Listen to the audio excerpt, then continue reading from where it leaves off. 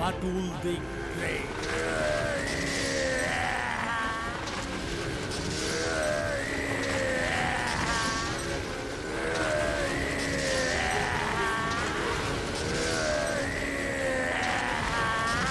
Batul the Great.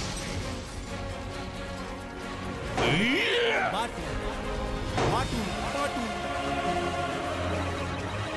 ব্যাস, এটাই এবার আমাকে ওদের তীর থেকে রক্ষা করবে। মানুষটা শক্তিশালী। আমাদের থেকে নয়, চল আমরা ওর মাথায় গিয়ে চাপি।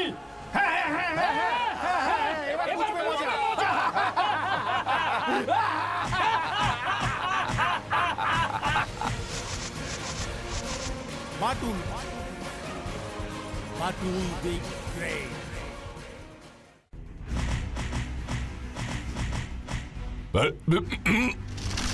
আরে, পাহাড়টা হঠাৎ একটু বেশি ভারী ঠেকছে।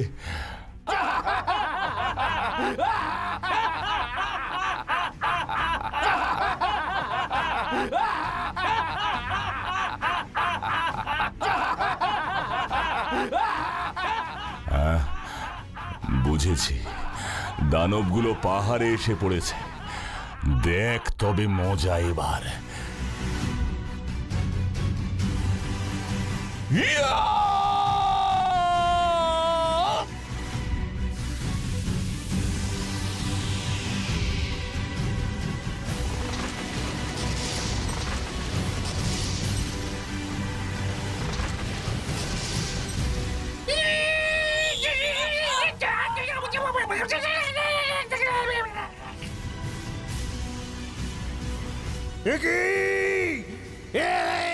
কি দেখছি আমি? কোথায় ওই মানুষটা? এই যে আমি, বাটুল। দানব হয়ে মানুষের মেয়েকে বিয়ে করতে গেলে অমন আঘাত খেতেই হবে। রাজা দক্ষ দানব আমি ঘোষণা করছি, ওই রাজকন্যাকেই আমার ছেলে রুক্ষ দানব বিয়ে করে নিয়ে আসবে। আমি বাটুল, আমিও ঘোষণা করছি, আমি বেঁচে থাকতে তুই এটা পারবি না দক্ষ দানব। তুই বেঁচে থাকলে তো আমার সিংহ বাহিনীকে ছেড়ে দাও। ওরা 6 মাস কিছু খায়নি। লেলিয়ে দাও ওর পেছনে সিংহ।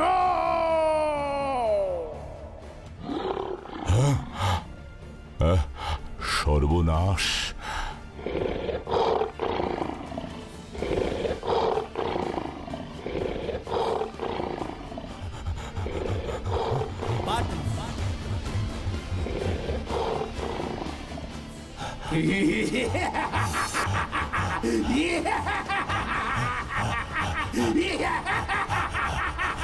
এবার বুঝবি মজা।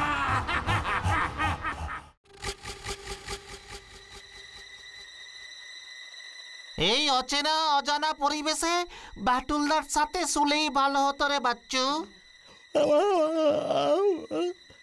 বাটুলদা তো পাশের ঘরেই আছে। তাছাড়া এত সুন্দর পাহাড়ি একটা জায়গা, ঠান্ডা পরিবেশ, ভয় কিসের তোর? ওই ইয়েতি সার্কাস।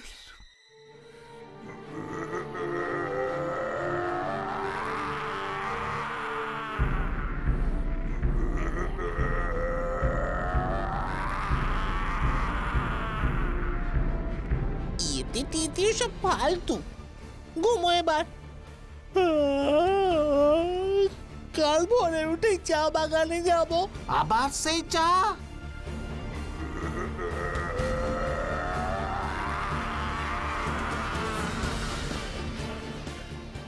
বাচ্চু রে, আমি তো কাল চা গাছের মগডালে উঠে বসে থাকবো ভাবছি রে। তাহলে ইয়েতি আমাকে আর ধরতে পারবে না।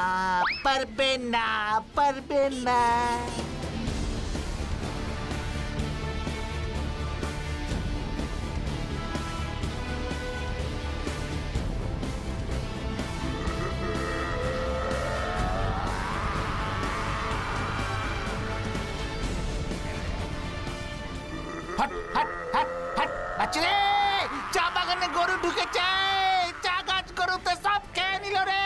এই hot hot hot hot hot. এই কে কে কে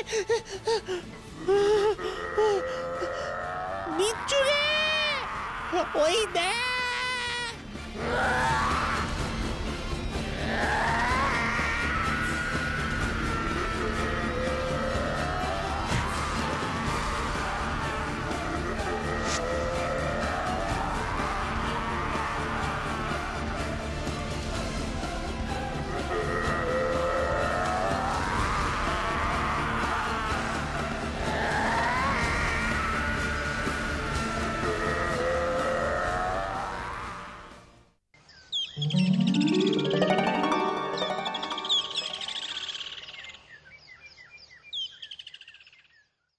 এসব কি বলছেন আপনারা?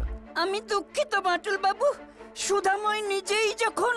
আমি আগেই বলেছিলাম আপনাকে, ইয়েতি ধরা যায় না, ওকে পুজো করে ঠান্ডা করতে হয়। আমার বউ এখানকার শেরপার মেয়ে, ওর থেকে ভালো বুঝবেন আপনারা। ইয়েতির পুজো? হ্যাঁ, তাই তো সুধাময় বলছে ইয়েতি কাল রাতে এসে বেজায় তাণ্ডব চালিয়েছে। সুধাময়ের বউ এই পাহাড়েই বড় হয়েছে, ওর বাবা তামদং শেরপা নিজে অনেকবার ইয়েতি দেখেছে। ওনারা বলেছে ইয়েতি নাকি টের পেয়েছে বাইরের থেকে লোক এসেছে ওকে ধরতে, তাই রেগে গিয়ে তাণ্ডব চালিয়েছে কাল রাতে। আশপাশের 4-5টা বাগানও নষ্ট করেছে। ঘনশ্যাম বাবু, সব আপনার জন্য। আপনি ওদের ডেকে আনলেন এখানে। এ কি, রাধেশ্যাম তো গিয়েছিল বাটুল বাবুর বাড়ি। তাছাড়া আমি তো তোমার ভালোর জন্যই। এখন যদি ইয়েতি রেখে গিয়ে আমার ছেলেটাকে আর ফেরত না দেয়, তাহলে এর ক্ষতিপূরণ বাবদ 5 কোটি টাকা আপনি আমায় দেবেন, এই আমি বলে দিলাম। বাটুল বাবু, এখন আমি কি করি? তোমাকে আর কিছুই করতে হবে না ঘন, আমি ওনাদের আজকে দুপুরে ট্রেনে ফেরবার ব্যবস্থা করে দিচ্ছি। গাড়ি দিয়ে স্টেশনে পৌঁছে দেব। আর সুধাময়ের বউয়ের কথা মতো ইয়েতিকে ঠান্ডা করবার জন্য পূজা হোম যজ্ঞের আয়োজন করব। আমার কথা শোনো, তুমি ঘরে রেস্ট করো ঘনশ্যাম। কি বলুন বাটুল বাবু, বন্ধুর বিপদে বন্ধু যদি না দাঁড়ায়। বিপদ তো আপনারও রাধেশ্যাম বাবু। তা বললে কি আর চুপ করে বসে থাকা যায় বাটুল বাবু? ওই সুধাময়কে যদি এবার 5 কোটি টাকা দিতে হয়, তবে ঘনশ্যামকে তো ওর বাগানটাই বিক্রি করতে হবে। সেটা কি কম বড় বিপদ? বলুন বলুন। ঠিক ঠিক। মনটা একদম ভালো লাগছে না গো বাটুলদা। এই প্রথম আমরা কোনো কেস সলভ না করে ফিরে আসছি, হেরে গেলাম মনে হচ্ছে।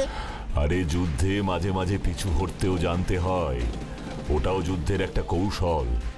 বুক চিতিয়ে এগিয়ে গিয়ে শত্রুপক্ষের গুলি খেয়ে মরাটা কখনোই বুদ্ধিমানের কাজ নয়। ঠিক ঠিক ঠিক, এর জন্যই তো আমি এসব সময় 1 পা এগোই আর 2 পা পিছাই। কৌশল কৌশল।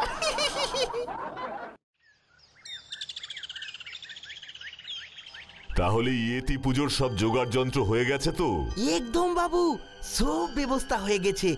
এবার শুধু পুরোহিত আসবে আর পুজোটা হবে। খুব ভালো, খুব ভালো।